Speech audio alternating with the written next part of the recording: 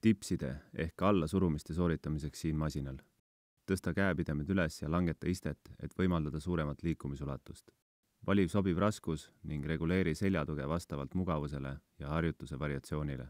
Kitsas haare küünarnukid keha lähedal paneb ilmselt rohkem rõhku triitsepsile ja lai haare kergelt ettepoole kallutatud kehaga paneb tõenäoliselt rohkem rõhku rinnalihastele.